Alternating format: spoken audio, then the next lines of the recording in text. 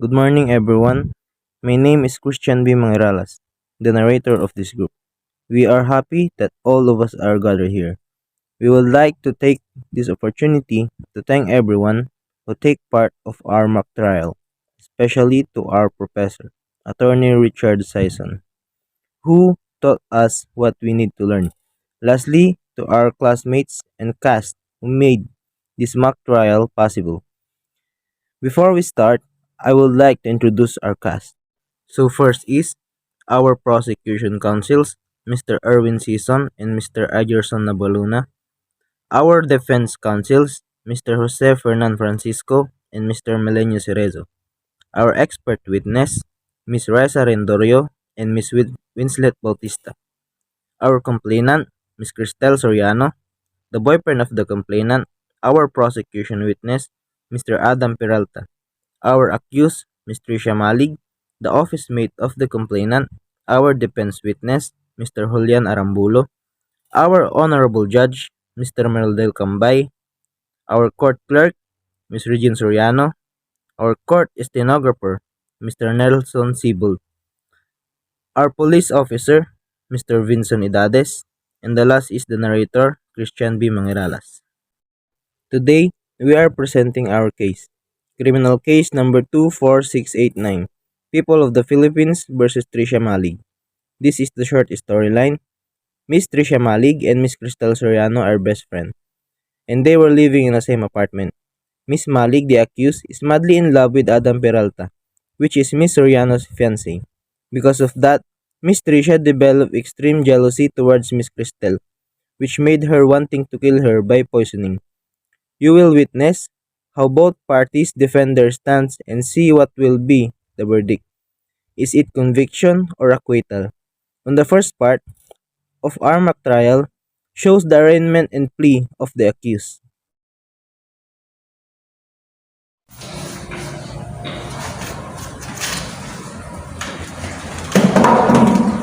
This Honorable Court of the Regional Trial Court Branch 130 with the Honorable Judge Meridel Cambay is now in session. All rise. Let's pray. Almighty God, we stand in your holy presence, our Supreme Judge. We humbly beseech you to bless and inspire us so that we think, say, and do will be accordance with your will. Enlighten our minds, strengthen our spirit, and fill our hearts with paternal love, wisdom and understanding, so that we can become effective channels of truth, justice, and peace.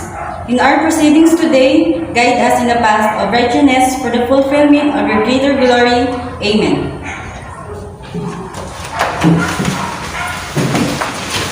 Court is now in session. Call the cases. For arraignment, criminal case number 24689. People of the Philippines versus Malig for the crime of frustrated murder. Appearance for prosecution and the defense counsel. Your Honor, I am Attorney Erwin C. Sison and my assistant, Attorney Agerson Nabaluna, appearing as a prosecutor under the direct control and supervision of the public prosecutor. Is the accused around? Yes, Your Honor. Please approach the bench. Do you have a lawyer or do you want the court to appoint a lawyer? I do not have a lawyer. Attorney Jose Fernan and Attorney Cerezo will be appointed as the lawyer for the accused. Yes, Your Honor. Arraign the accused.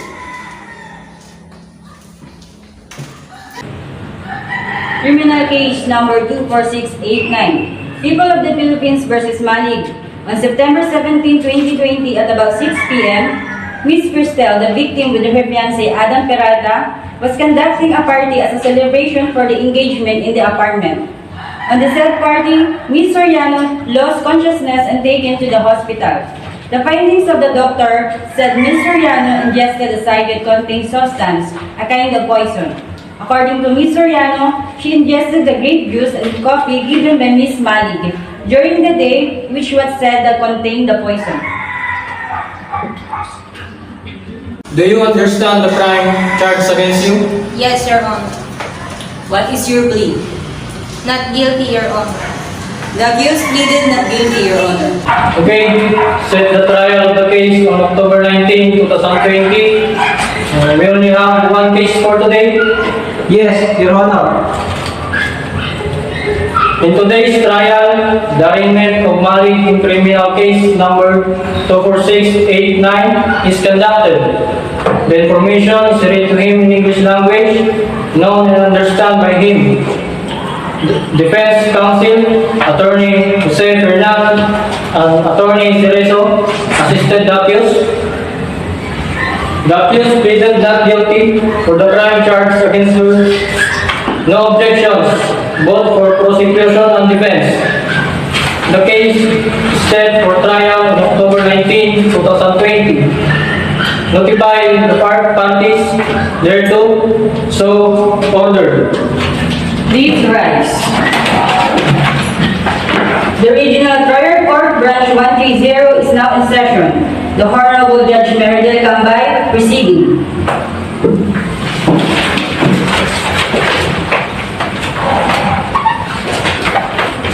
Members of the prosecution, your duty today will be to determine whether the defendant is guilty or not guilty based only on facts and evidence provided in this case. The prosecution must prove that a crime was committed and that the defendant is the person who committed the crime. However, if you are not satisfied with the defendant's guilt to that extent, then reasonable doubt exists and the defendant must be found not guilty. Ms. Regine Soriano, at least today's case. Your Honor, today's case is the criminal case number 24689, People of the Philippines versus Malig. Is the prosecution ready? Yes, Your Honor. Is the defense ready? Yes, Your Honor. We will now hear the opening statements from the prosecution. Prosecutor, Attorney Erwin Sison, please state your case. Thank you, Your Honor. Ladies and gentlemen, my name is Attorney Erwin Sison and my assistant is Ayerson Nabaluna. On behalf of our state, we want to thank you for being here today. Under the criminal justice system, citizens charged with certain crimes are entitled to have their case heard by a jury of their peers, people just like you. We are all grateful that you recognize your civil duty and you're willing to set aside your personal priorities to be here. As you have heard, the defendant has been charged with the crime of frustrated murder. On September 17, 2020, at about 6 p.m., Ms. Soriano, the victim, with her fiancé Alan Peralta, was conducting a party as a celebration for their engagement in the apartment. On the said party, Ms. Soriano lost her consciousness and taken to the hospital. The findings of the doctor said Ms. Soriano ingested a cyanide-containing substance, a kind of poison. According to Ms. Soriano, she ingested grape juice and coffee given by Ms. Malig during the day, which was said that contained poison. And while the defense will try to convince you that the defendant did not know the poison contained in the beverage, the state will provide convincing arguments that she not only knew the poison was given but also given to Ms. Soriano, and intentionally and was a strong motive to kill her. Thank you. Defense attorney, would you wish to state your case? Your Honor, I am Attorney Jose Fernando Francisco and my assistant, Attorney Milenio Cerezo. We too would like to thank you for being here today. Let me start with the first very simple statement. Under the law, my client is presumed innocent until proven guilty. My clients have no knowledge regarding the beverage that contain poison.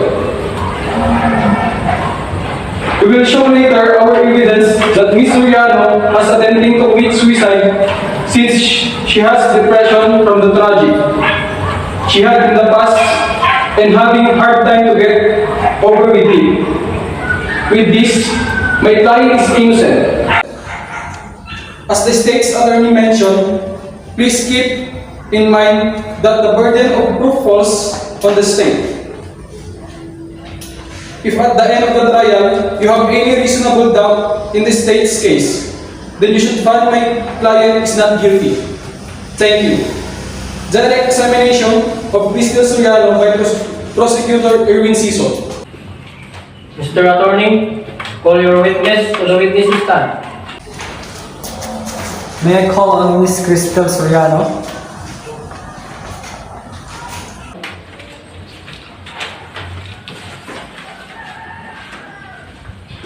Swear in the witness. Please raise your right. Do you swear to tell the truth, all the truth, and nothing but the truth in this case? Yes, ma'am. Please state your name and other personal circumstances. Crystal Soriano, 21 years of age, single. Mr. Attorney, your witness. Thank you, Your Honor. The witness is being presented to testify on the fact that the accused bought the rat killer and the substance that poisoned her from the grapefruit juice, which the accused prepared. May we proceed, Your Honor? Proceed. Miss Crystal Soriano, will you please tell this honorable court when you were on September 17, 2020 at around 8 o'clock in the morning? I was in our apartment at Unit 140 Asphalt, apartment Padre Paula, St. Ermita, Manila. Who lives there? I and my best friend Tricia Malig. Who was with you at that apartment at that particular time that day? I was alone because I did not report for work to prepare for my engagement party.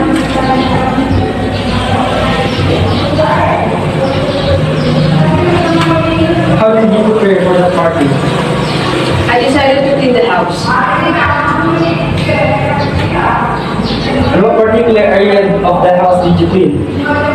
I cleaned the living room at the CR first, then I cleaned the dirty kitchen because I remembered Mariel said something like dumadami na yung mga rodents sa dirty kitchen.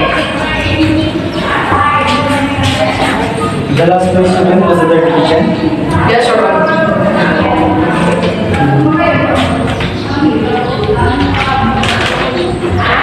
What did you do to solve the problem regarding the rats? I used a rat killer, Your Honor.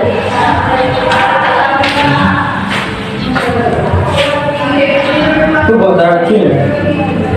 Tricia bought it because she told me that she noticed that there were rats in the place. Have you actually seen any rats in your place? No, actually it made me wonder. I just relied on the word of Tricia. Besides, in our release agreement, there was a stipulation that it shall be the owner's responsibility to conduct quarterly pest control measures. I'm showing you this document previously marked as Exhibit A. Exhibit A. Please go over to this document and tell this honorable court if this is the lease agreement you are referring to. Yes, this document is the lease agreement. Whose signature is above this printed name, Crystal Soriano, which is appearing on page 2 of this contract of lease. The signature, sir. And this signature belongs to whom? Our lessor, Mr. Christian Mangiralas. Which were purposes of identification, Your Honor. I would like to request the marking of the signature appearing above the printed name of Crystal Soriano as Exhibit A1. Mark it. And the signature appearing above the printed name of Christian Mangiralas as the lessor be marked as Exhibit A2. Mark it. We would also like to request the marking of stipulation number 8 in the lease agreement as Exhibit A3. Mr. Attorney, mark it. Ms. Crystal Serrano, is there consistent compliance with the owner? Yes. What happened next? After cleaning, I rested because I got tired. I remember that before Maria left that morning for work, she told me not to forget to drink the grapefruit juice she prepared for me. Where did you find the grapefruit juice? Beside the ref. If that picture containing the grapefruit juice will be shown to you, will you be able to recognize it?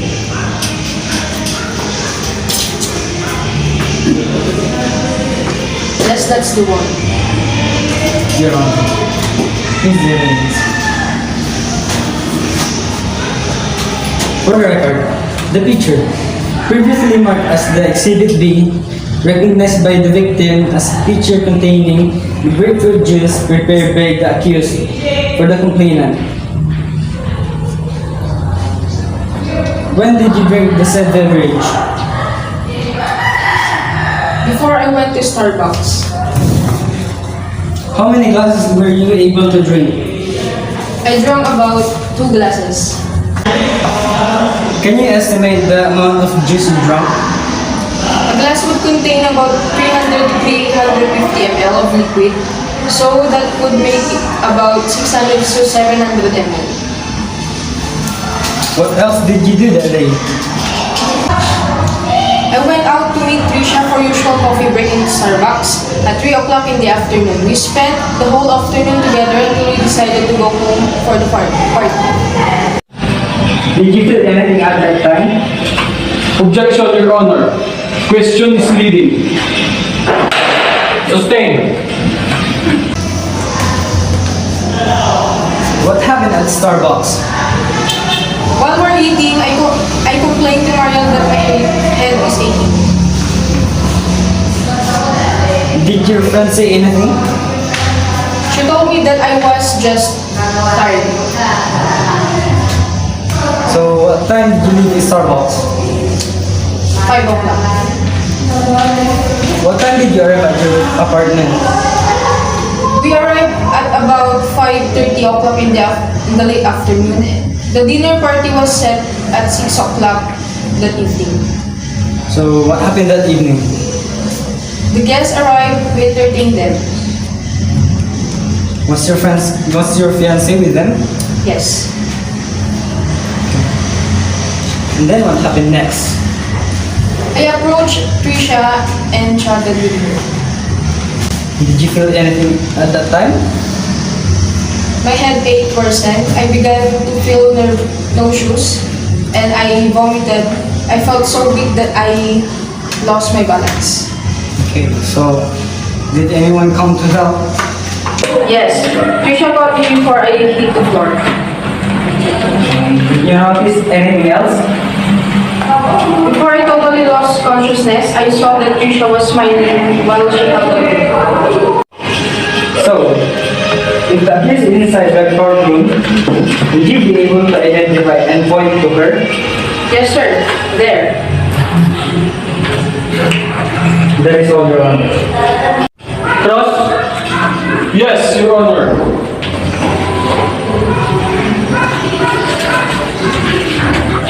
Miss Witness, you testified that in the lease contract, the lessor had the responsibility to conduct pest control measures. How often is that pest control conducted? Quarterly, Your Honor. And during what months did the lessor conduct these pest control measures? February, May, August, and November of every year, Your Honor. Miss Witness, you testified that in cleaning the dirty kitchen, you used a rat poison to kill the rats there. Is that right? Yes. How did you use the rat poison? I took the pack out of the box. Then I put some into my hand. I put the rat poison in some rice, and then I put the rice on the floors that the rats could eat them. You did not use any gloves to protect your hands or skin? No, Your Honor. Miss Witness, did you know that rat poison could also poison humans if accidentally swallowed? Yes, Your Honor. So even if you know that, you still did not use any protection for your hands? Yes, because I plan to wash my hands after I clean the dirty kitchen. After the cleaning of dirty kitchen? Yes, Your Honor. Not right after you put the poison into the rice, as you have said earlier. Yes, Your Honor. You testified that you drank the grapefruit juice. What was the color of the juice? Yellow. When you drank the juice, what its taste? It was sour, a bit bitter, Your Honor. Bitter? Yes, Your Honor. Hindi ka ba nagtaka at mapait yung juice na ininom mo? Objection, Your Honor. The witness cannot understand Filipino. Let the question be translated for the witness.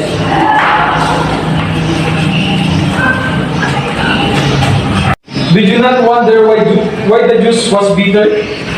No, Your Honor. The grapefruit juice really has a slight bitter taste, perhaps because it was sour. You testified that before the accused left the house, she told not to forget to drink the juice. Has she done even before the incident happened? Yes, Your Honor. Both of us used to do that. We often live and drink for each other. So, when she told you not to to drink the juice, it was nothing new to you because both of you had that habit. Yes, Your Honor. You testified that at 3 p.m. on September 17, 2020, you met with the accused at a coffee shop. When you were with the accused, did you notice anything different about her? Yes, Your Honor. What was that? When I complained about my headache, she just told me that it was just tired. Were you not really tired after cleaning the entire house? Yes, I was quite tired, Your Honor. You also said that at the party you felt nauseous.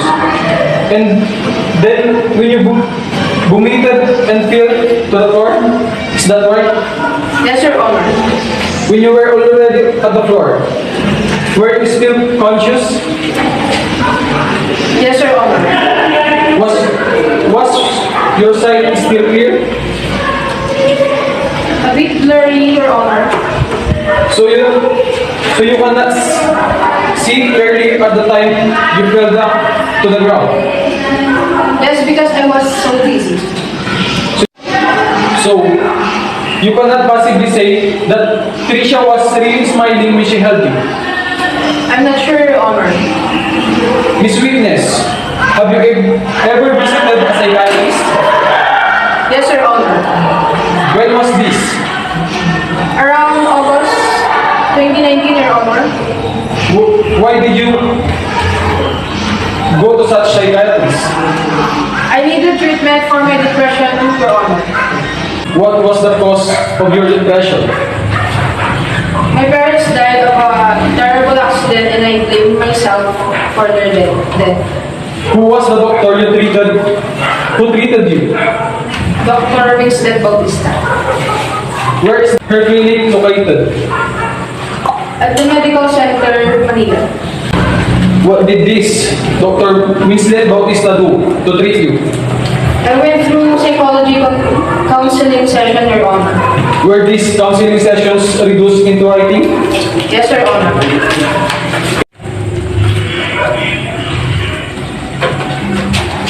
In this document record of the treatment you went through under Dr. Winslet Bautista, Yes, Your Honor. For the record, the complainant has identified Exhibit 1, which was previously marked as summary discharge report at the Medical Center Manila. Who was prepared this medical report? It was Dr. Winston Bautista who prepared the report, Your Honor. Miss Witness, did anything happen before you visited your psychiatrist? I committed suicide. Did your psychiatrist prescribe any medication? Yes, she gave me antidepressant pills. Are you still taking these medications? Not anymore, Your Honor. No further questions. Redirect? No, Your Honor. We will call our next witness. Miss Witness, you may step down. Mr. Attorney, call your next witness. I'm calling on Mr. Adam Peralta.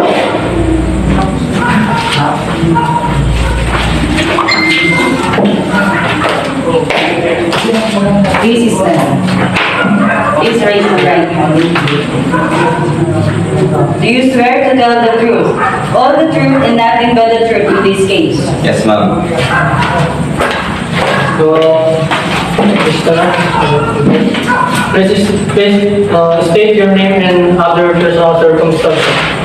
Adam Peralta, 22 years of age, single, head security officer of the Security Service Division of Nestle Philippines, and a resident of 299 Aguirre Street, San Miguel, Quiapo, Philippines. Your witness? This witness, Your Honor, Adam Peralta, is presented to testify of the fact that accused secretly fell in love and could be possibly obsessed with him, and likewise began to hate complainant secretly. May we proceed, Your Honor? Proceed. Do you know the complainant? Yes, How are you related to her? she is my fiancé. Do you know the accused? Yes, How she is related to the complainant? she is the friend of the complainant. Were you aware that the accused likes you? Objection, Your Honor. Counsel is speculating. Sustain. Do you visit the complainant in the apartment? Yes, Your Honor. How often do you visit the complainant? During weekdays, whenever I drop her after work, and during weekends. Whenever you visit the complainant in their apartment, are there any persons around? Yes, sometimes Tricia was there. When you visit the complainant during weekend, was the complainant always there? Not always, Your Honor. What do you mean when you said the complainant was not always there? She's not there because she went out. And whenever that happens, who do you find at the apartment? Tricia, Your Honor. Mr. Witness, what do you whenever you visit the complainant at the apartment and she is not around? Mr. Witness, what do you do whenever you visit the complainant at their apartment and she is not around? I wait for her to come back, Your Honor. Where or in what particular part of the apartment do you wait? At the living room, Your Honor. And while waiting, what normally transpires? I watch the TV or listen to the music. You said earlier that whenever the complainant is not around during your visit, Tricia was at the apartment, is that right? Yes, Your Honor. So, there were times that only you and the accused were in the apartment while you were waiting for the complainant. Yes, Your Honor. What transpires whenever you and the accused are alone in the apartment? The accused flirts with me, Your Honor. What do you mean when you said she was flirting with you? She wears civilian clothes, she says, I love you, looking only mother. Do you recall how many times this have happened? Many times, Your Honor. What do you tell that accused every time she flirts with you? I don't mind her clothes. Does your fiancé know these instances? Yes, Your Honor. Why? because I told her a few times about it. What did your fiancé say? She said, don't mind her, she's crazy. Mr. Witness, please examine this text and tell the court if you recognize this. Yes, Your Honor. Why do you really recognize it? Because I received that text message from the accused on August 15, 2020. This text purports to have been sent by any person owning this mobile number 0945232889. Do you recognize this person who owns this number? Yes, that's the mobile number of the accused, Your Honor. How do you know? Because the mobile number of the accused is stored in my mobile phone, Your Honor. Will you please read aloud the content of this text message? Will you please read aloud the contents of this text message? Adam, if I would have you, no one else will. Mr. Witness, can you read the next text message? You're mine, Adam. Whenever trying to save you from me, you'll die.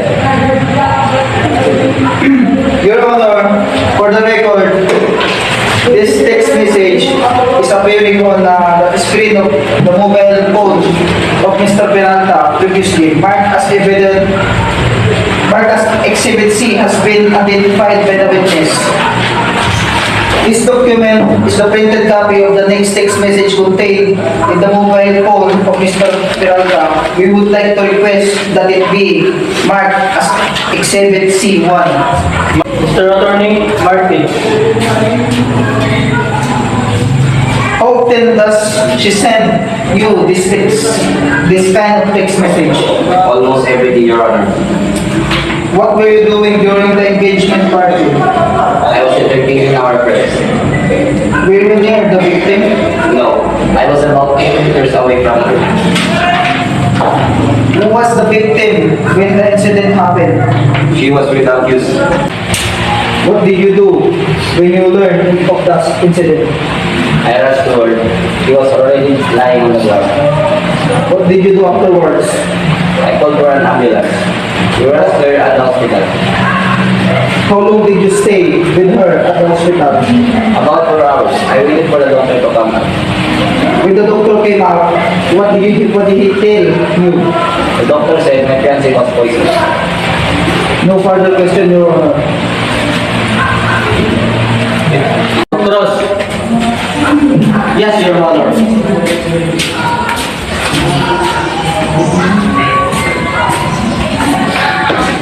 Mr. Witness, you have testified that whenever you and Miss Malig are alone in the apartment, she tried to flirt with you. Is that right? Yes, Your Honor.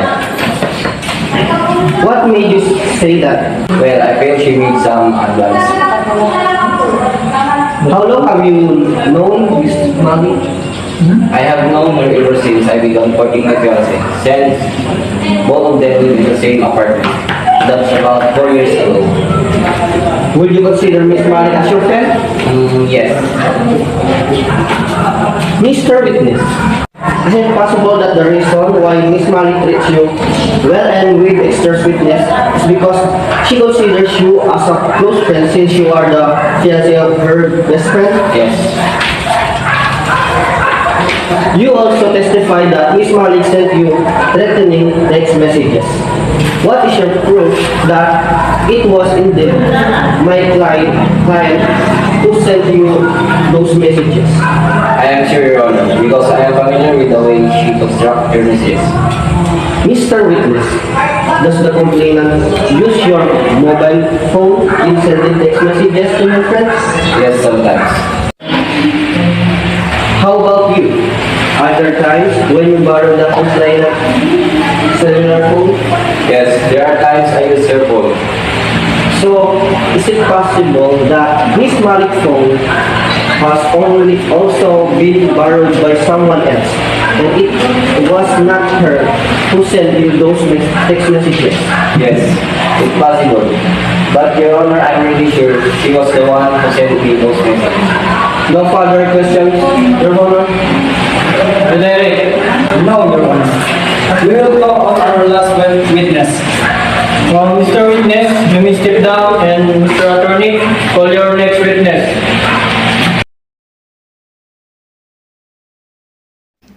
May I call on Dr. Arisa Rendorio?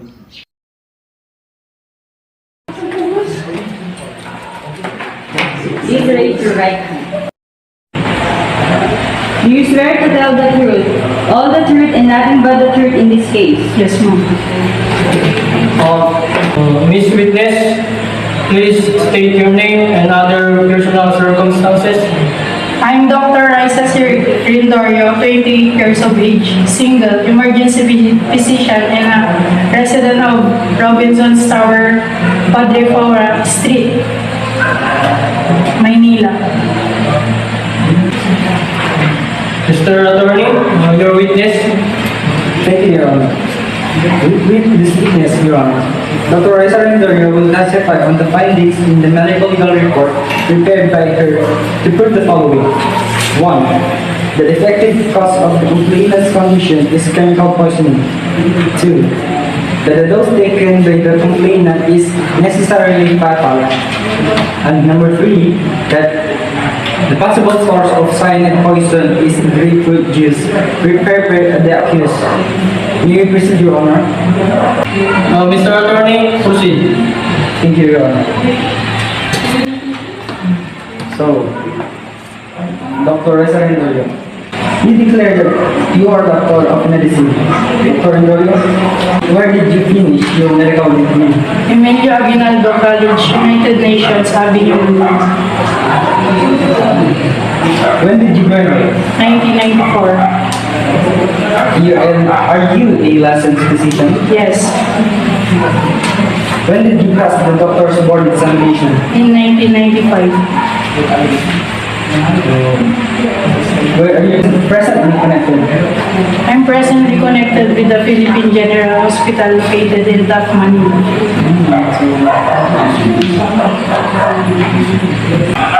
Since when did you have been employed to that hospital? I have been employed there since 1998. What is your present designation in that hospital? I'm presently an emergency physician in said institution. Since you became a licensed physician, have you attended seminars and undertaken training in connection with the practice of medicine? When and where? Yes, I have attended several training seminars on emergency medicine held here and abroad. In fact, I have also been invited as guest speaker to give special lecture on modern medical toxicology in the medico-legal aspect of poisoning. To name one of the international medical conference I've attended was in Switzerland last September 2017, called Poisoning and Drug Overdose by Barry Roma and Dr. Alan Hall, who were internationally recognized experts in internal medicine. Another will be the one held just last January in Florida, USA, entitled Emergency Medicine, Practicing According to the Evidence. So, have you testified as a medical expert before courts of justice? Yes, mostly on medical legal cases. So, Dr. Rendorio, how many medical legal cases so far have you testified? For the past 5 years, around 200 cases, mostly homicide and murder cases involving food and chemical poisoning, medical malpractices cases, industrial and vehicular accident. Do you recall having attended one dispensary at the Philippine General Hospital? Yes. Do you recall when was that, doctor, and about what time? About 6:30 in the evening on September 17, 2017. Do you recall how many days was she confined at the hospital? She was confined for 1 week.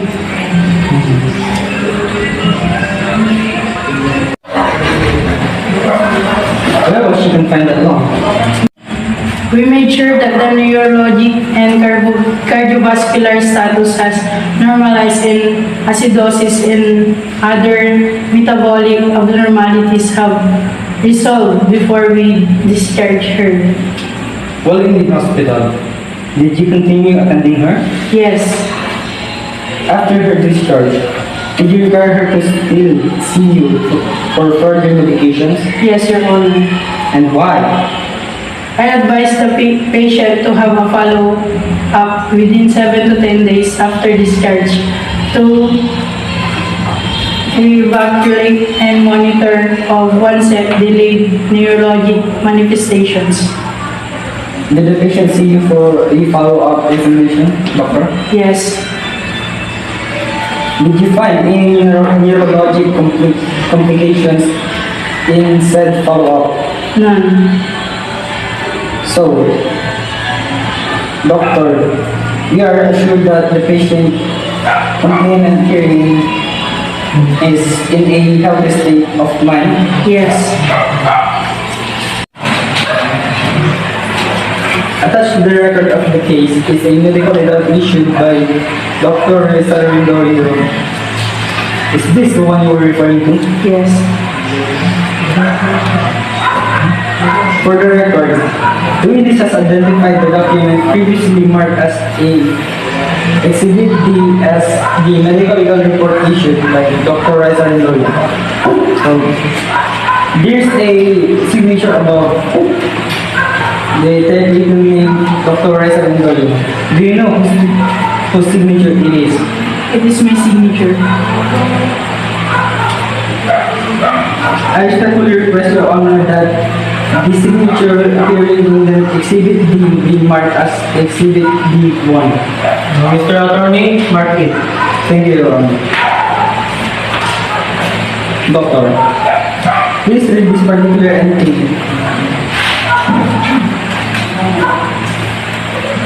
The patient came in the emergency room, sketcher bone, unconscious in the respiratory distress.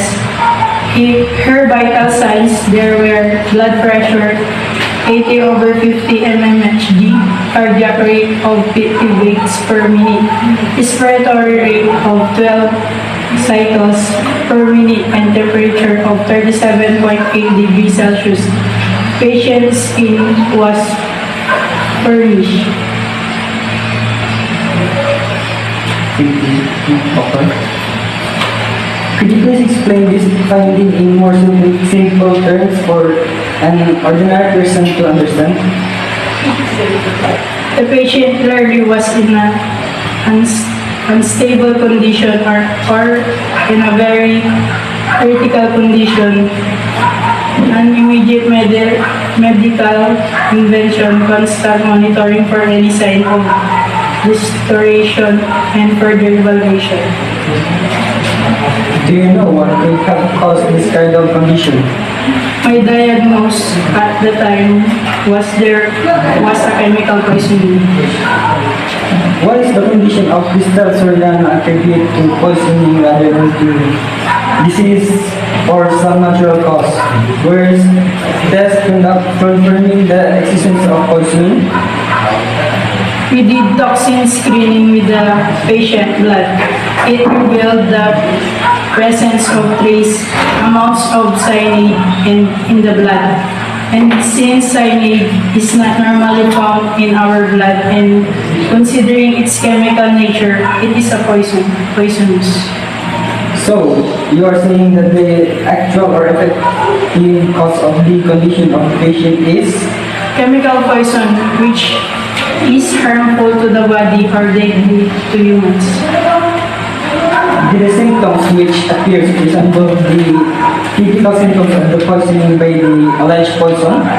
Yes, the symptoms of cyanides poisoning and headache, nausea, generalized body weakness, loss of consciousness, flushy skin, and unstable vital signs of which are present in the case. Doctor, what could be a possible source of cyanide in this case? Based on the history given to me by the informant when the patient was brought to the ER, possible sources of cyanide could be any of the food or beverage the patient has ingested on the date of the incident. History? What history do you mean by that? We fill out a pharmacal history and physical examination. Contained here are the general data, reason for the consultor, chief compliant, the history of present illness, and the past medical history. Relevant here is the history of present illness. This refers to the events and activities of the patient, which transpired prior to the consultation from the onset of symptoms to the time of consultation. Now, you mentioned about an informant. Who is the informant of the patient in this case, doctor? Was it Malig? Objection, Your Honor. The question is leading. Sustained. Who is the informant of the patient in this case? It was Miss Malig, Tricia Malig.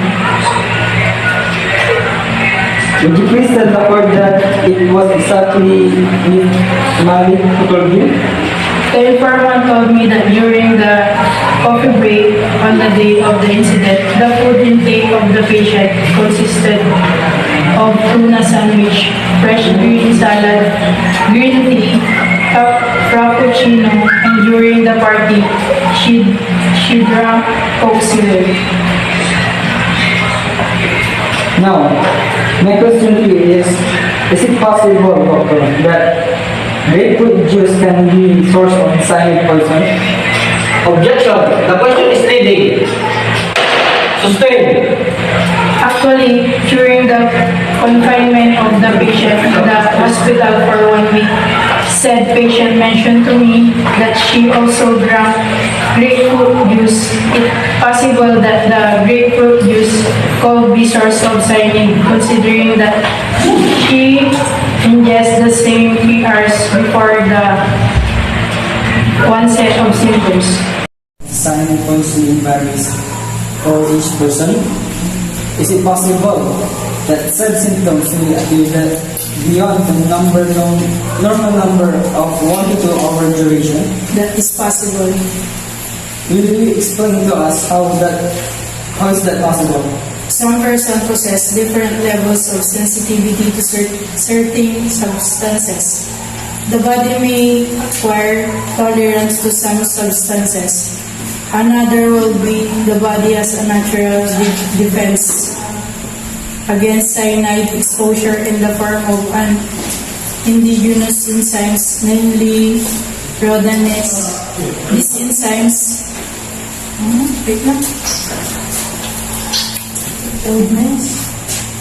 catalyzes cyanide complexing with sulfur, forming the much less toxic ion. Cyanide, the availability of sulfur constitutes the rate limiting factor in natural cyanide detoxification. In the absence of the exogenous source of sulfur, wilderness activity is slow to prevent serious toxicity or death. And could you explain to us what you mean by that, doctor? Even though the normal duration 1 to 2 hours, there are some cases in which the signs and symptoms of cyanide poisoning in the patient may be delayed and appear beyond the normal duration. In the case of the patient, Ms. Soriano, there was 1 hour delay of appearance of symptoms because, as confirmed in her lab test, her body produced abnormal amounts of sulfur, and I mentioned earlier, when there is more toxic effects of cyanide will be diminished. Lastly, the food intake of the patient may possibly contribute to such effect. No further questions, Your Honor. May cross, Mr. Attorney. Now, you mentioned about an informant. Who is the informant of the patient in this case, doctor? Was it Malig? Objection, Your Honor. The question is leading. Sustained. Who is the informant of the patient in this case? It was Miss Malig, Tricia Malig. Would you please tell the court that it was exactly Miss Malig who told you? The informant told me that during the coffee break on the day of the incident, the food intake of the patient consisted of tuna sandwich, fresh green salad, green tea, frappuccino, and during the party, she drank Coke Zero. Now, my question to you is it possible, doctor, that grapefruit juice can be source of cyanide poison? Objection. The question is leading. Sustained.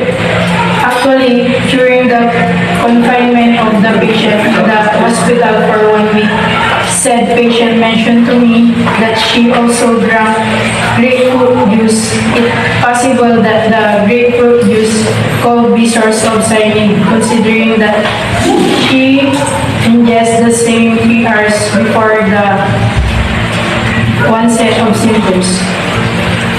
So, what is the minimum lethal dose of cyanide?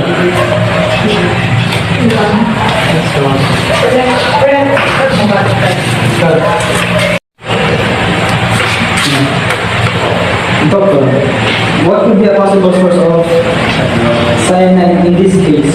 Based on the history given to me by the informant when the patient was brought to the ER, possible sources of cyanide could be any of the food or beverage the patient has ingested on the day of the incident. Doctor, history, what history do you mean by that? We fill out a form called history and physical examination. Contained here are the general data, reason for the consultor, chief compliant, the history of present illness, and the past medical history. Relevant here is the history of present illness. This refers to the events and activities of the patient, which transpired prior to the consultation from the onset of symptoms to the time of consultation. Now, you mentioned about an information. Who is the informant of the patient in this case? Of course, was it Miss Malig? Objection, Your Honor. The question is leading. Sustained. Who was the informant? Wait lang. Hindi kasi Bakit ako nun? dapat mapakita yun. Hindi. Kaya lang. Hindi pa. Ako pa yun. Ako pa yung commitment pag-sustain. Kaya ako na. Ako pa. Dapat ulit. James, pagsabi ka lang. Hindi kasi Lord. Hindi. Objection, Your Honor. Kamu. Attached to the record of the case is a medical result issued by Dr. Salvador. Is this the one you were referring to? Yes. For the record, the witness has identified the document previously marked as a Exhibit D as the medical legal report issued by Dr. Salvador. So, there's a signature above. The technical name Dr. Salvador. Do you know whose signature it is? It is my signature. I respectfully request Your Honor that the signature appearing in the Exhibit D be marked as Exhibit D1. Mr. Attorney, mark it. Thank you, Your Honor. Doctor, please read this particular entry. The patient came in the emergency room, fractured bone, unconscious in the respiratory distress. Her vital signs, there were blood pressure 80/50 mmHg, cardiac rate of 50 beats per minute, respiratory rate of 12 cycles per minute, and temperature of 37.8 degrees Celsius. Patient's skin was furnished.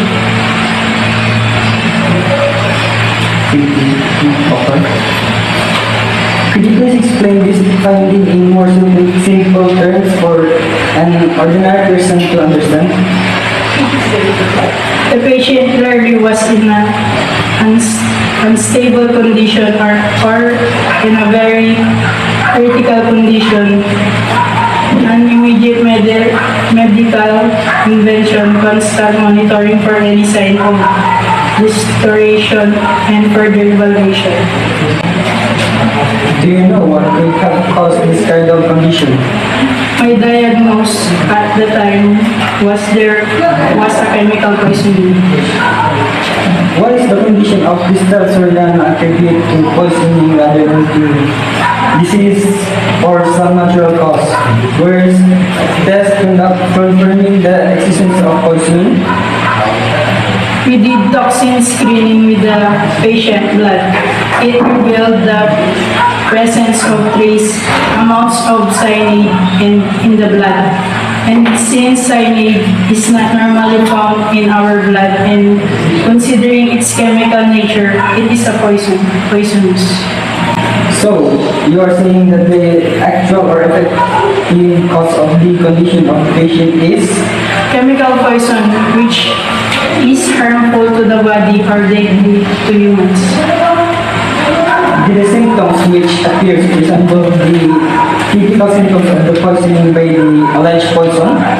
Yes, the symptoms of cyanide poisoning and headache, nausea, generalized body weakness, loss of consciousness, flushy skin, and unstable vital signs of which are present in the case.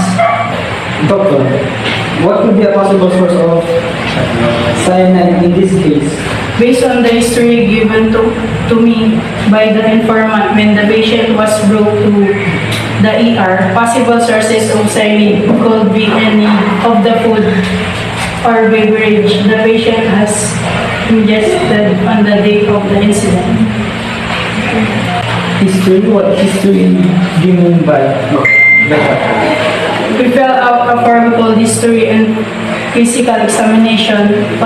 Contained here are the general data, reason for the consultor, chief compliant, the history of present illness, and the past medical history. Relevant here is the history of present illness. This refers to the events and activities of the patient, which transpired prior to the consultation from the onset of symptoms to the time of consultation. Now, you mentioned about an informant. Who is the informant of the patient in this case, doctor? Was it Malig? Objection, Your Honor. The question is leading. Sustained. Who is the informant of the patient in this case? It was Miss Malig, Tricia Malig. Would you please tell the court that it was exactly Ms. Malig who told you?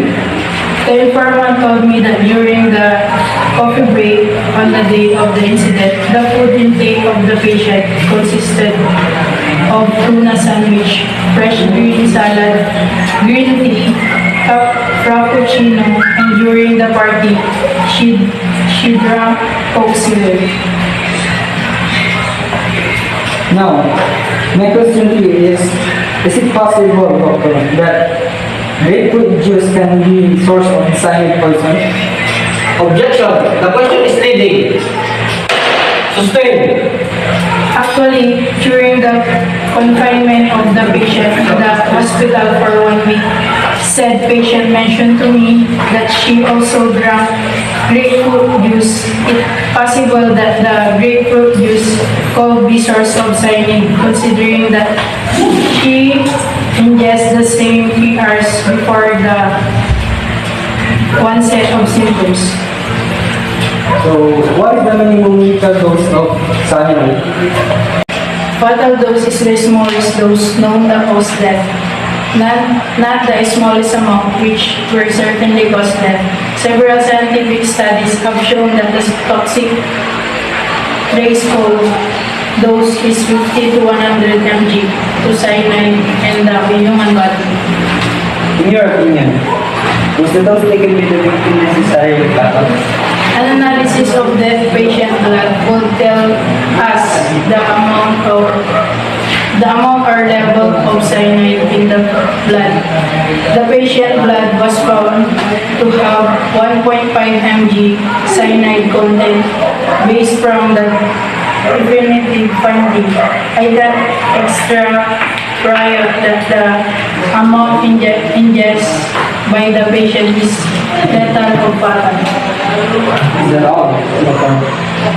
As I previously stated that the symptoms of the patient will eventually lead to cardiopulmonary arrest.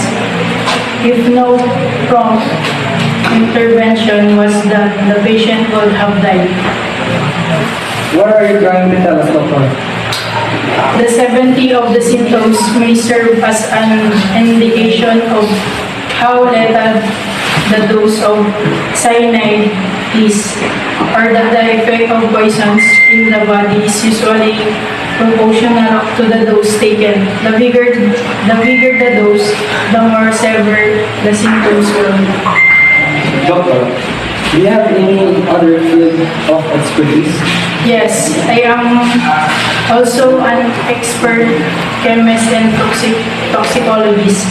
I specialize in forensic medicine and toxicology, especially poisoning and drug overdose.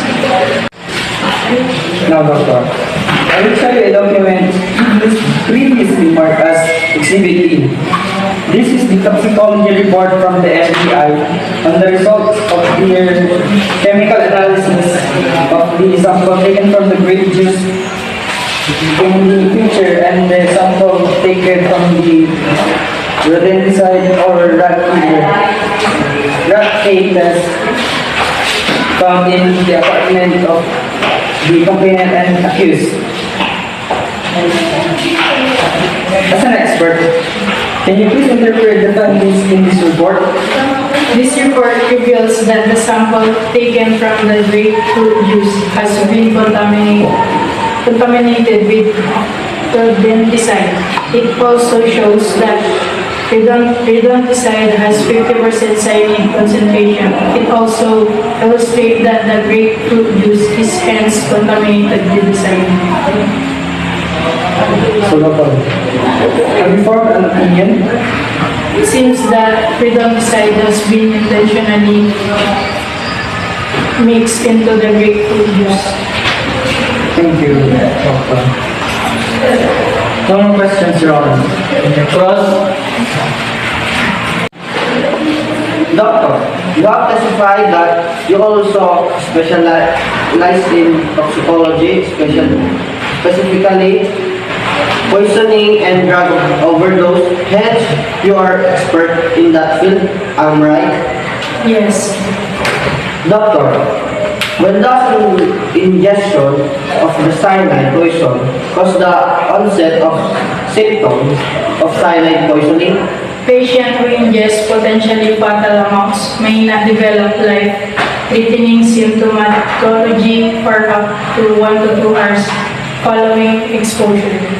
Symptoms such as? In patients who do not experience sudden collapse, the initial signs and symptoms can resemble those of anxiety, hyperventilation syndrome. Early signs include headache. Late signs of poisoning are nausea, vomiting, loss of consciousness, and a variety of cardiac effects. The patient complainant also testified that she drank 2 glasses of the alleged source of the poison, the grapefruit juice, at around 2:45 p.m. and the onset of the symptoms of cyanide poisoning was about 6 p.m. Thus, 3 hours had lapsed from the ingestion of the alleged source. of grapefruit juice before the symptoms develop. Am I right? Yes. But you also said that symptoms of cyanide poisoning are expected to develop 1 to 2 hours following ingestion. Yes. If that's the case, don't you think there is an inconsistency of the duration of ingestion and onset of symptoms between the patient's actual case and the established scientific findings of cyanide poisoning? With this, does it not mean that the condition of the patient cannot be attributed to cyanide poisoning, but some other cause?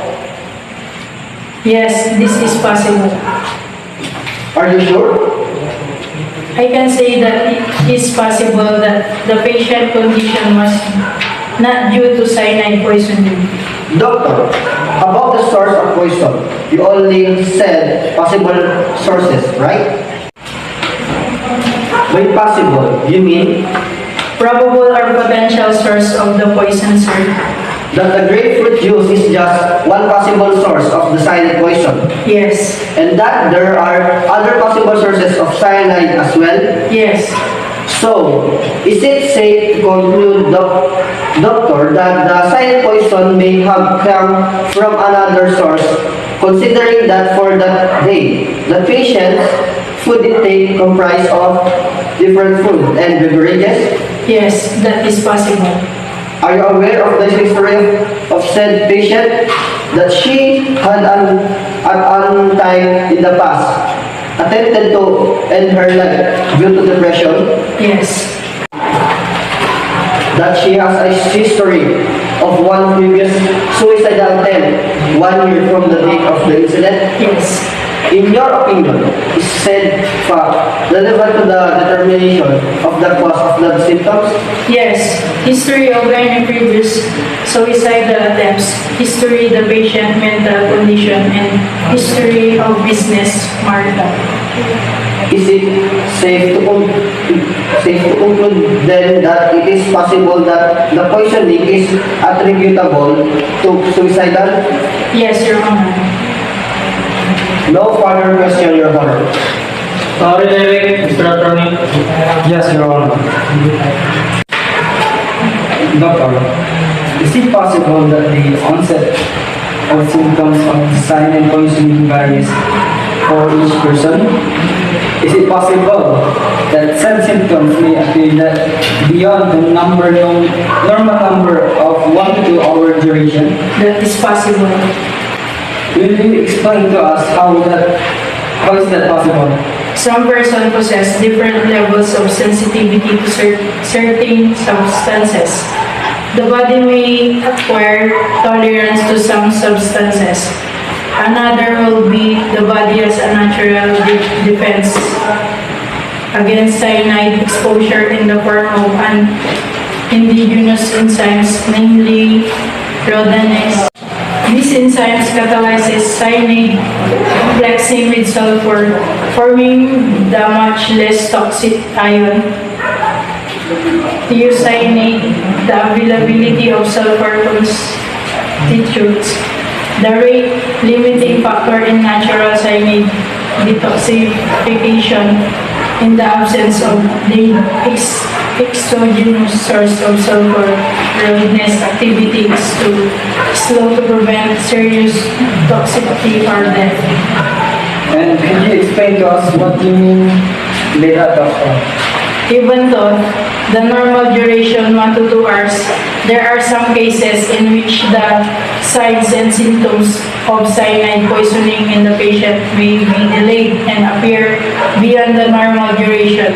In the case of the patient, Ms. Soriano, there was 1 hour delay of appearance of symptoms because, as confirmed in her lab test, her body produced abnormal amounts of sulfur, and I mentioned earlier, when there is more toxic effects of cyanide will be diminished. Lastly, the food intake of the patient may possibly contribute to such effect. No further questions, Your Honor. Red Cross, Mr. Attorney. Okay, Attorney. How about the defense counsel? Any redirect examination? No, Your Honor. Miss accused, you may step down. Now, let us proceed to the formal offer of evidence by the prosecution. Thank you, Your Honor. When arresting the case for the prosecution. Attorney, how do you intend to submit your formal offer? We can now offer our evidence, Your Honor. Okay, Mr. Attorney, proceed. Thank you, Your Honor. Exhibit A is the contract of this being offered to prove that there is a stipulation on the quarterly conduct of pest control measures by lessor. Exhibit A1 and Exhibit A2 are the signatures of Cristel Soriano as lease and Christian Mangalas as lessor. To prove that these two persons were the contracting parties to the lease agreement, Exhibit A3 is the stipulation regarding the pest control measurements to prove that the lessor undertakes the conduct the quarterly pest control measures. Exhibit B is the picture from which the sample was taken and subjected to chemical analysis for the purpose of proving the fact that the source of poison was the grapefruit juice. Prepared by the accused contained in the picture. Exhibit C consists of text messages to prove that the accused nurtured feelings for the complainant's boyfriend. Exhibit C1 consists of printed copies of the text messages to corroborate the fact that the accused had been sending several text messages to the complainant's boyfriend to manifest her obsession. Exhibit D is the medical legal report issued by Dr. Reza Rendori to prove the following. 1. The effective cause of the complainant's condition is chemical poisoning. 2. That the dose taken by the complainant is necessarily fatal. And 3. That the possible source of the cyanide poison is the grapefruit juice prepared by the accused. Exhibit D1 is the signature of Dr. Reza Rendori to be a part of his testimony that she was the attending physician of the complainant. Exhibit E is the toxicology report of the National Bureau of Investigation to prove the chemical analysis of the sample taken from the picture for qualitative and quantitative determination of the poison. Exhibit F is the box of rat killer to prove the source of the poison which was bought by the accused. How about the defense counsel? Any comment, Mr. Attorney? As with Exhibit A, A1, A2, and A3, we admit existence and authenticity, Your Honor. As with Exhibit B, we admit its existence but not its purpose. As to Exhibit C and C1, we can only admit as to existence of the text messages but not its authenticity. As to Exhibit D and B1, we admit the existence and authenticity, Your Honor. As to Exhibit D, we admit its authenticity and genuineness. As to Exhibit F, we admit its existence but not its purpose. Okay. Acting on the formal offer of exhibits of the prosecutor and comments thereon by the defense counsel, the court resolves to admit all the exhibits offered by the defense counsel specified in the offer. For the defense, we are ready to present our first witness, Your Honor. Okay, Mr. Attorney, your witness, please proceed.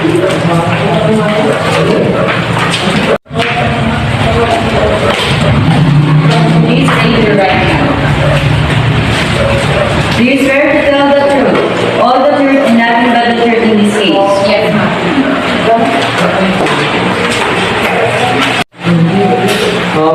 Miss Witness, please state your name and other personal circumstances. I am Dr. Vincent Bautista, 35 years of age, single, a licensed psychiatry department, Medical Center, Manila, and a resident of Cruzada, 123 Cruzada Street, Jack, Manila. Your Honor, the witness is presented to testify on the medical records of the complainant who underwent several counseling sessions under her supervision and to prove the mental and emotional instability of the complainant. May we proceed, Your Honor? Mr. Attorney, please proceed.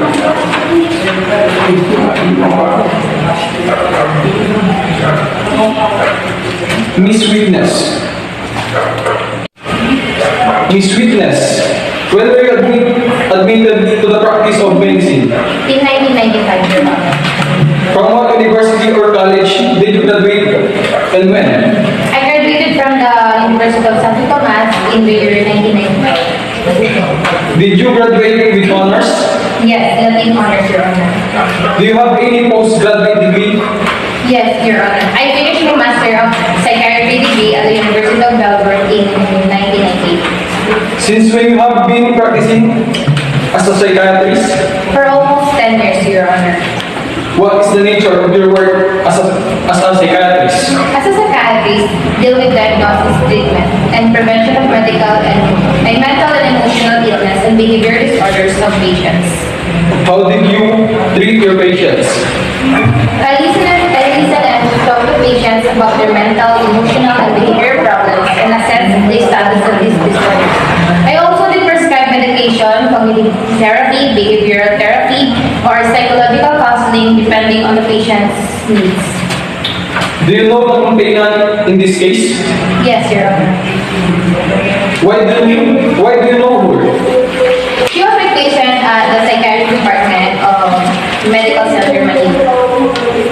When was this? August 16, 2019. For what reason did she come to your clinic? She consulted me about her condition. Was the consultation out of her own volition? No, she was advised by her friend. Doctor, what procedures or tests did you conduct on the complainant during the consultation? I conducted physical examinations. I asked her to tell something about her work, her family, and other personal relationships. I just listened to whatever she said. While she was talking, I observed her demeanor, the way she spoke, and her gestures. What did you notice about the complainant while she was talking to you? At first, the patient was apparently normal. But when she began to talk about her family, particularly her parents, she began to sob and then she cried. Her hands were trembling. She blamed herself for death over her parents. What matters were revealed to you by the complainant in the course of the consultation? The physical examinations revealed sleeping apnea, insomnia, and hypertension and migraines. As to her emotional conditions, The patient is suffering from major depression without psychotic features. did you talk to anyone else regarding the patient's emotional conditions? Yes, Your Honor. Who else did you talk about her emotional condition? I spoke to her friend, the one who advised the patient to seek her and to seek help. This was part of the analysis of patient's condition. Any other tests that you conducted on the patient? No more, Your Honor. Doctor, from the examinations and observations, what did you conclude about the complainant's condition? The patient suffered from single episode depression. Will you explain to this court what that condition meant? Single episode depression, or SED, is a type of major depression that occurs once as a result of single psychological trauma. In the case of the patient, based on our conversations, the only traumatic event which caused the depression was the terrible accident and death of her parents. What made you conclude that the patient was suffering from this condition? The symptoms of SED, which include insomnia, loss of appetite, which may or may not lead to weight loss, mood swings, and hypnotic spells, match with the result of the patient's physical examination. How did you treat the patient? The patient was admitted in the hospital as inpatient. So, how long did she stay at the hospital? For about 1 month, Your Honor. And what methods and procedures did you use to treat the patient? I conducted supportive counseling, Your Honor. Will you tell this honorable court what supportive counseling meant? Supportive counseling helps ease the feeling of depression and address the feeling of hopelessness that accompanies the depression. In the case of the patient, I talked to her about what happened to her during the past week. If the patient mentioned a negative event, I asked her what she felt, why she felt that way, and how she should have viewed the negative situation. And the counseling sessions, where at what intervals? Once a week, Your Honor. Did you prescribe any medication to the patient? Yes, I prescribed antidepressants pills. When did you discharge the complainant patient? September 16, 2019, Your Honor. The medical findings that you had on the complainant were these reduced into writing? Yes, Your Honor. I have made a psychiatric assessment on the medical findings. Did you personally prepare the said writing? Yes, Your Honor. Does this document have any relation to the report that you have prepared? That is the report that I have prepared, Your Honor. For the record, the witness has identified this document previously marked as Exhibit 2 as the psychiatric assessment record of Mr. Soriano. In the last page of this document, there appears a signature. Whose signature is this, Miss Witness? That is my signature, Your Honor. I respectfully request, Your Honor, that the signature appearing in this document be marked as Exhibit 2A. Mr. Attorney, mark it. Doctor, who ordered the discharge of the complainant? I ordered the discharge, Your Honor, upon request of the complainant. Were there any conditions upon the discharge of the complainant? In my discharge summary, I stated that although the patient is being discharged, she is to continue treatment as an outpatient. Did the patient comply with the condition? No, Your Honor. She said that she did not return to the hospital after the discharge. Doctor, when the complainant was discharged, what was her condition? There was an improvement in her condition in general, although she is not completely stable yet. What do you mean she is not completely stable yet?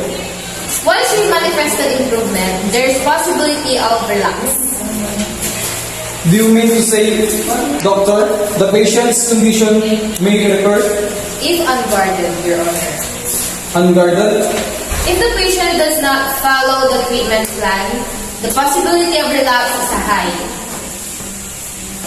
Do you mean to say, Doctor, that in the case of the complainant, there is a possibility of a relapse, considering she did not return to you for their treatment? Yes, Your Honor. And should there be a relapse, would another suicide also be a possibility? That is possible, Your Honor. No further questions, Your Honor. How about the prosecution?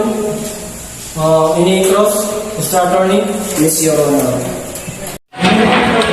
No further questions, Your Honor. How about the prosecution? Any cross, Mr. Attorney? Yes, Your Honor.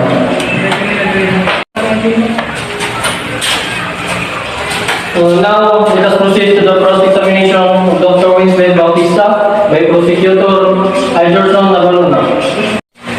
Doctor, you testified that you treated the complainant for single episode depression. Is that true? Yes, Your Honor. When you discharged the complainant, what was her condition? She was emotionally stable. What made you conclude that the patient was emotionally stable? During our last counseling session, there were no longer signs of SED. She no longer showed signs of mood swings. She no longer cried when I asked her about the death of her parents. She said she would not blame herself anymore. You also testified that your relationship with the complainant lasted for 1 month.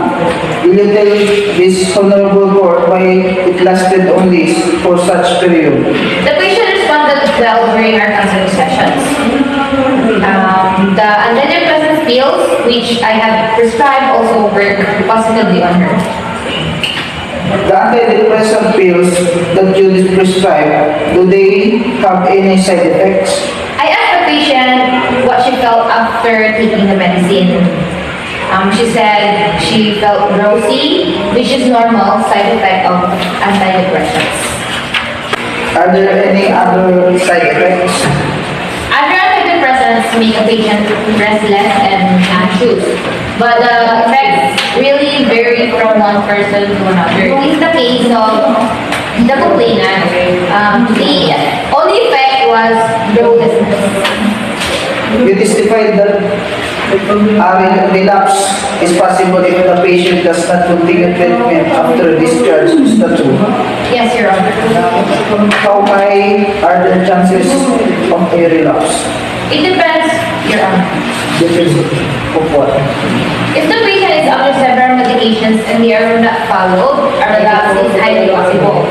And if the patient does not submit to further counseling sessions when required, a relapse is also possible.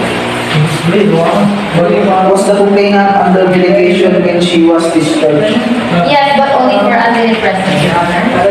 So, in your opinion, is that possibility of a relapse high or low? I cannot tell, Your Honor. Would that also mean that in the case of the complainant, such relapse may not happen? Probably, Your Honor. No further question, Your Honor. How about the defense counsel? Any redirect? No, Your Honor. We will call our last witness. Okay, Miss Witness, you may step down, and defense counsel, call your last witness. May I call on our next witness, Julian Arambulo?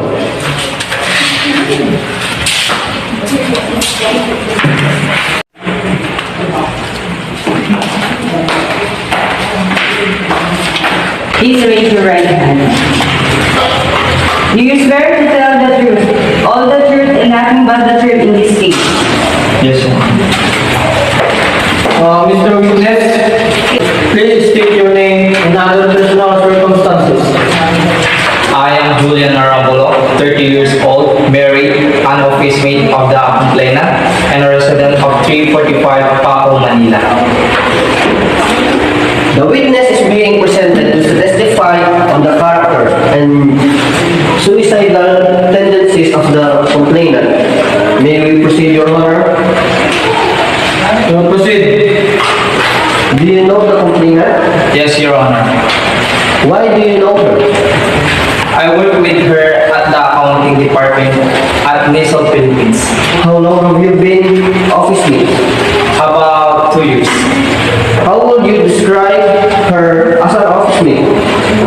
She is a quiet person, a loner. In the 2 years that you have known the complainant, was there any untoward incident which involved her? None, sir.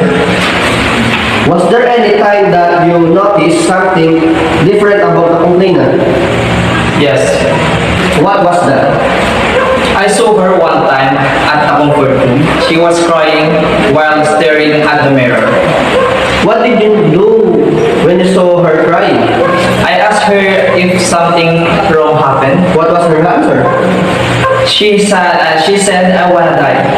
What did you tell her after she said those words? I asked her again what happened. And what was her answer? She did not say anything. She just stared at me. What was your reaction? I said, come on, you can tell me your problems. Did this kind of incident happen again? Yes, 2 days after the same incident happened in the comfort room.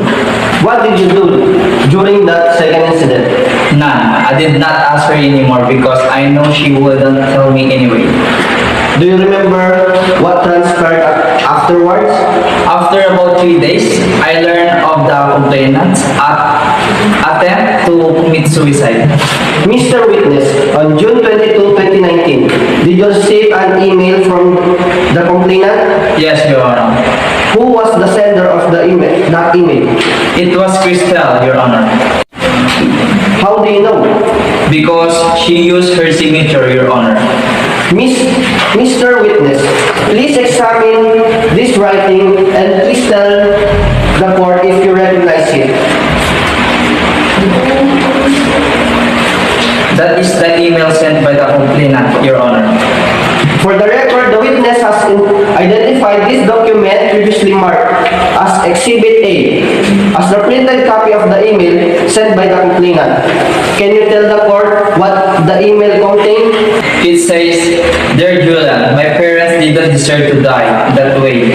I am stupid. I should have died with them. I wanna die now. How sure are you that this is the same email which you received from the complainant? Because her signature appears at the bottom of the email, Your Honor. This signature appearing here, is this signature of the complainant? Yes, Your Honor. Your Honor, it is respectfully requested that the signature appearing in this Exhibit 3 be marked as Exhibit 3A. No further questions. Okay, attorney, how about the prosecution counsel? Any cross-examination for the witness? No cross-examination for the witness, Your Honor. For the defense, we are ready to present the accused, Your Honor. Okay, Mr. Attorney, your witness, please proceed.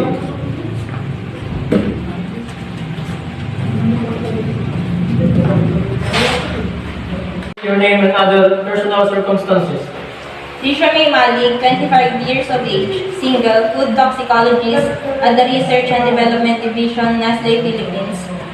And the resident of Unit 143, Astral Apartment, Padre Faura Street, Ermita, Manila. Mr. Attorney, your witness. Your Honor, the testimony of the witness is being offered to controvert material allegations of the information against Tricia Malig, and to testify that due to the complainant's mental and emotional state, her perspective of the situation cannot be relied upon. May we proceed, Your Honor? Okay, attorney, please proceed.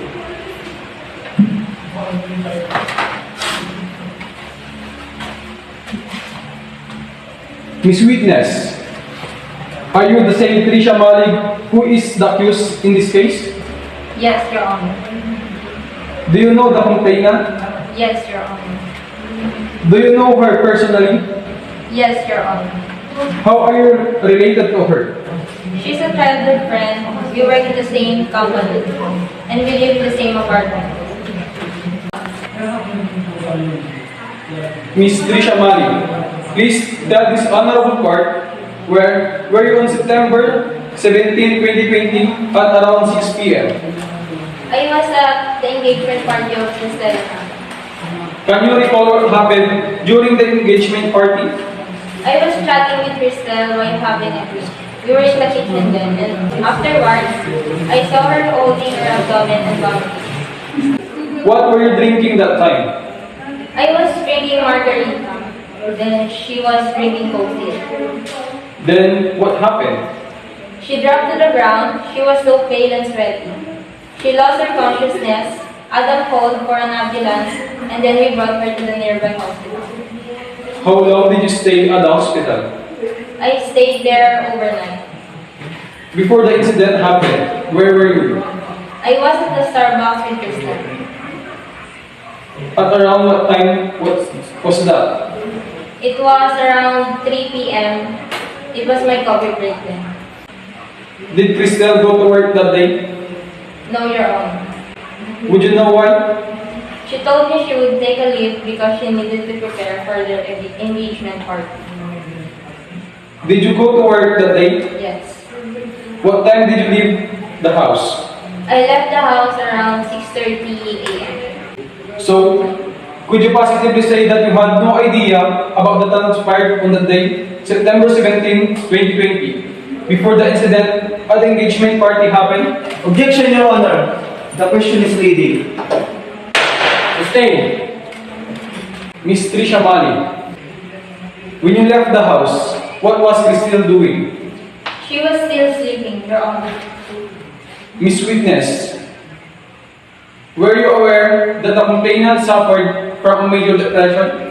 Yes, Your Honor. Would you know the reason why she suffered from that depression? Because she couldn't accept the untimely death of her parents. She blamed herself for their death. When did her parents die? Around May of 2019. After the death of the complainant's parents, what happened to the complainant? She became insomniac. There were nights that she couldn't sleep. She also drank liquor more often. She began to lose weight. There were also mood swings, particularly in the afternoon. There were times that she would just cry. Sometimes just keeps quiet and not talk to me. Did the complainant remain that way? Yes, Your Honor. For how long did she remain that way? I think around 2 months before she attempted to end her life. When did she attempt to commit suicide? Around July or August 2019, Your Honor. After she committed suicide, what happened? She sought the help of a psychiatrist. Did you advise her to seek medical help? No, Your Honor, because I was afraid she'd say I think she's crazy. Did you do anything to help her? Yes, Your Honor. What did you do to help her in her condition? I was always talking to her, asking her how she feels. I kept telling her not to be depressed anymore. I also told her to stop drinking. After she sought the help of a psychiatrist, what happened? Christelle recovered from the depression. She was sleeping well and was no longer drinking often. No more signs of the depression were present? Sometimes she suddenly kept quiet. There were times I caught her crying silently. No more further questions, Your Honor. How about the prosecution counsel in a cross-examination? Yes, Your Honor. Now let us proceed to cross-examination of Tricia Malig by prosecutor Johnson Navarona. In direct examination, you told this honorable court that you work as a food toxicologist. How long have you been practicing this profession? 7 years. What is your specialization? I specialize in chemical analysis of food composition and toxicity of food contents. So you have knowledge of different kinds of chemicals in food substances. Yes. Are you familiar with rodenticide? Yes, Your Honor. Is it poisonous? Yes, Your Honor. Do you think it can kill a person? Depending on the amount, Your Honor. Do you use rodenticide? Yes, we use them for killing house rats. Do you recognize this box of rat killer previously marked as Exhibit F? Yes, Your Honor. Was this the package that contained the rat killer? Yes, Your Honor. Were you the one? Very, very. Was this package that contained the rat killer? Yes, Your Honor. Were you the one who bought this? No, it was Christelle who bought it because she intends to clean the apartment and to eliminate the rats at home. Miss accused, were you aware of the provision in the lease contract which said that it is responsibility of the liaison to conduct quarterly pest control measures. Yes, Your Honor. In fact, I was surprised why Crystal bought rodenticides. Well, in fact, our lease agreement provides that we should report any complaints we have to the lessor. How long you have been staying with the complainant in the same apartment? About 8 years now, Your Honor. Do you have any other companions in the apartment where you and Crystal stay? None. Does this mean that either only you or Crystal prepares the food and drinks that may be found in the apartment? Yes, except those which are ready to eat or drink. And sometimes, if a close female relative from the province decide to stay for a while in the city, we allow her to stay in the apartment. The night before Crystal was poisoned, were there any other persons staying with you in the apartment? None, sir. So during that time, all the drinks and food inside the apartment were either prepared by you or Crystal. Most probably, Your Honor. Are you aware of the findings of the doctor who attended by Crystal that she was poisoned around 6 hours earlier before she was brought to the hospital? Yes, Your Honor. Were we during the time? I was in the office. I have work. On the day of the incident, what time did you wake up? The usual around 5:30 a.m. Did you wake up earlier than Crystal? Yes, Your Honor. During that time, did you notice any grapefruit juice in the ref? Yes, we always have some stock of juice. You testified that you and the complainant were childhood friends. Were you not concerned during the time that she suffered from depression? Objection, Your Honor. The counsel is speculating. Sustained.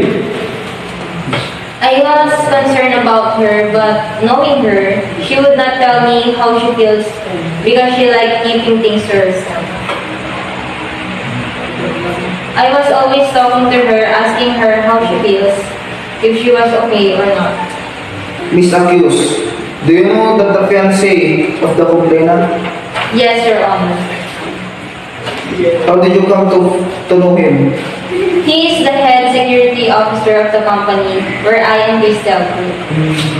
Does he visit your apartment regularly? Yes, I think so.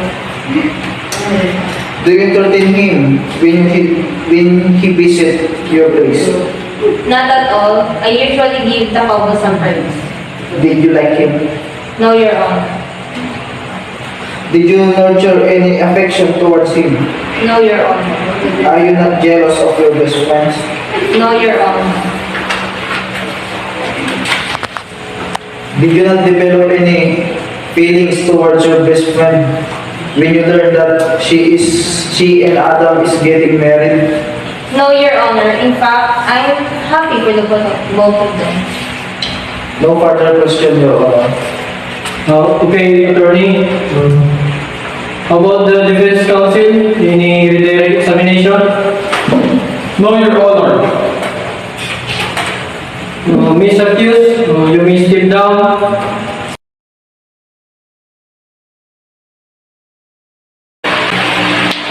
Your Honor, we are now resting the case for the defense. Mr. Attorney, how do you intend to submit your formal offer? We can now formally offer our evidence, Your Honor. Okay, attorney, please proceed.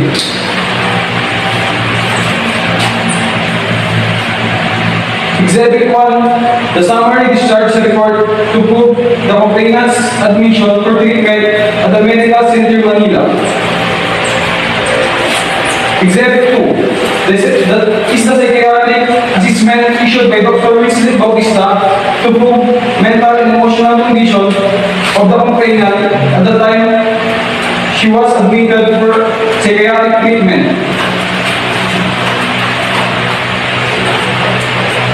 Exhibit 2A is a signature of Dr. Wesley Bautista as a part of her testimony attesting to the fact that she was the psychiatric of the complainant at the Medical Center Manila. Exhibit 3 consists of the printed copies of the electronic mail sent by the complainant to witness Julian Arambulo to prove the mental and emotional instability of the complainant and her suicidal tendencies.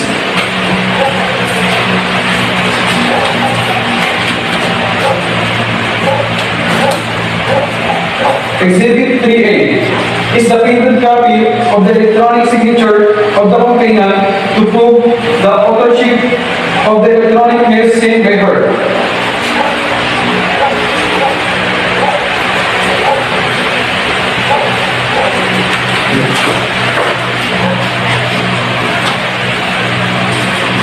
So, any comment? Prosecutor na maluna? Your Honor, as to Exhibit 1 and 1A, we can admit its existence and authenticity. Your Honor, as to Exhibit 2 and 2A, we can only admit the existence but not the authenticity and truthfulness, Your Honor. Acting as the formal offer of exhibits of the defense counsel and comments thereon to the public prosecutor, the court resolves to admit all the exhibits offered by the defense counsel specified in the offer. Any rebuttal evidence, fiscal? No rebuttal evidence, Your Honor. Considering that the public prosecutor will not present rebuttal evidence, the court gives the parties 30 days from today within which to file their respective memoranda. The case shall be deemed submitted for decision after the lapse of the said period, even without the said memorandum. Any closing statements? Your Honor, today, we have the burden of proof. As the evidence shown which is medical findings in the testimony of our witness, it shows that Ms. Malig intentionally poisoned Ms. Ryan because of her intestine for Mr. Adam Peralta, which made her jealous. By that, we ask that the verdict of guilty or Your Honor. Your Honor, today, the prosecution has been the burden of proof and then they have failed to prove it. Your Honor, they have not shown beyond reasonable doubt that accused is guilty. The evidence does not show that Ms. Malig poisoned and frustratingly murdered Mr. Yano. It was clearly stated that Mr. Yano intentionally committed suicide due to her depression. By that, we ask for a verdict of not guilty, Your Honor. We have now heard arguments from both sides in the case of people of the Philippines versus Malig. I must now decide that the state has proven beyond a reasonable doubt that the defendant is guilty of treason murder. I have been given material that will help understand the law regarding presumption of innocence and reasonable doubt, as well as the requirement for a unanimous verdict, and the fact that the state must prove in order to find the defendant guilty.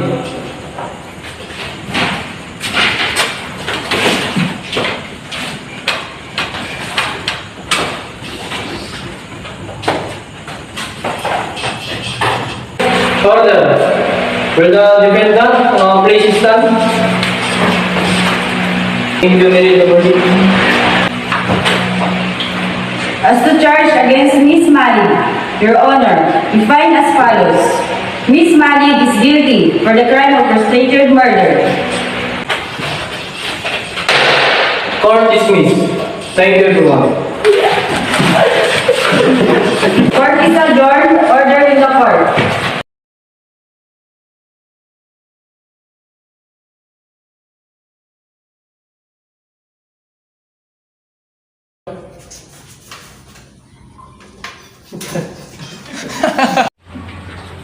Please raise your right hand.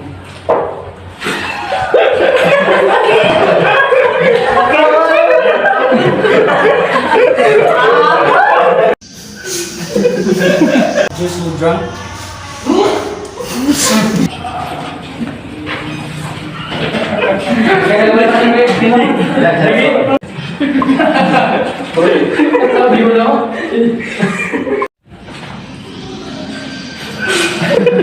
Which purpose of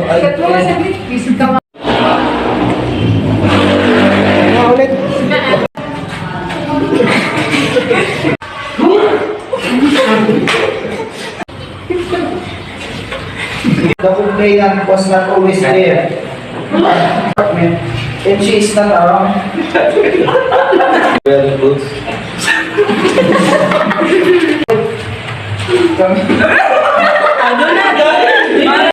Examine this text. Allow the content of this text message. No further questions? Variety of cardiac effects.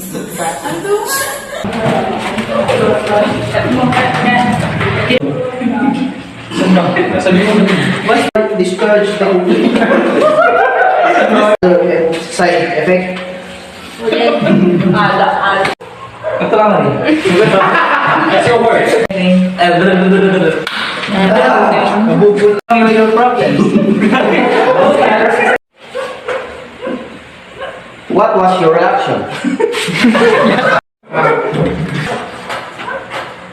What was your reaction? I said, come on, you can tell me your problems.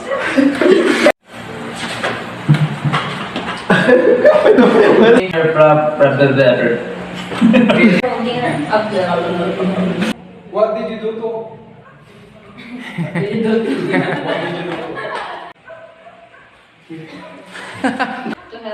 To help her.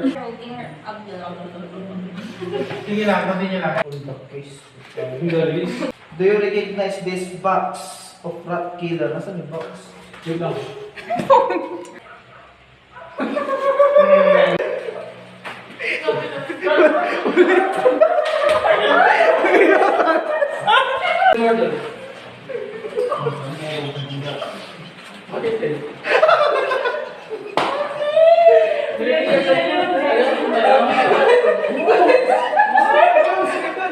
Gusto kasi ko ang sakit. Angkat na lang yun. Kaya rin ulit yung kaya rin.